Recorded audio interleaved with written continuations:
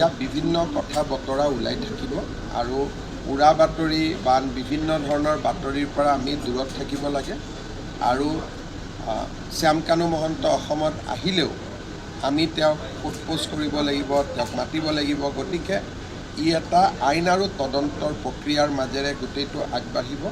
সেইকাৰণে যিসকলে জুবিনক ভাল পায় তেওঁলোকক মই অনুৰোধ কৰিম যে এই গোটেই ঘটনাটোৰ পৰা আমি উৰা বাতৰি বিভিন্ন ধৰণৰ কথা বতৰাৰ মাজেৰে বিভ্ৰান্ত নিজেও হ'ব নালাগে, আনকো বিভ্ৰান্ত কৰিব নালাগে।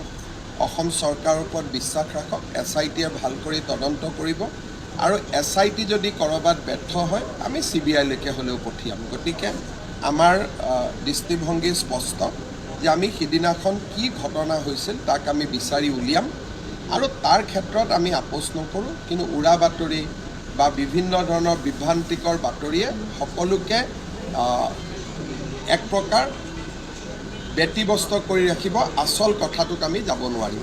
সেইকাৰণে মই ভাবোঁ যে আমি সকলোৱে কিছুদিন SITক সহযোগ কৰা উচিত আৰু যেতিয়া আমি সকলোৱে অনুভৱ কৰিম যে SITয়ে ভাল কাম কৰিব পৰা নাই তেতিয়া আমি CBIলৈকেও পঠিয়াব পাৰিম। সেইকাৰণে আমি অত্যন্ত ধৈৰ্যৰে সৈতে অপেক্ষা কৰিব লাগে। বিচৰা ৰিপৰ্ট আহিব, পষ্টমৰ্টেম ৰিপৰ্ট আহিব, ছিংগাপুৰৰ পৰা মানুহখিনিক উভতাই আনিব লাগিব। সেই সময়ত যোন আছিলে ই এটা প্ৰক্ৰিয়াৰ মাজেৰে আগবাঢ়িব। কিন্তু যদি কোনোবাই কয় ইনষ্টেণ্ট জাষ্টিচ লাগিব তেতিয়াহ'লেতো কোৰ্টত আমি ফেইল হৈ যাম, কাৰণ আদালতেতো আৱেগটো নুবুজিব, আদালতে পইণ্ট টু পইণ্ট উত্তৰ বিচাৰিব। সেইকাৰণে আদালতক সন্তুষ্ট কৰিব পৰাকৈ SITয়ে কাম কৰিব লাগিব। আপোনালোক সকলোৱে চৰকাৰক সহযোগিতা কৰক।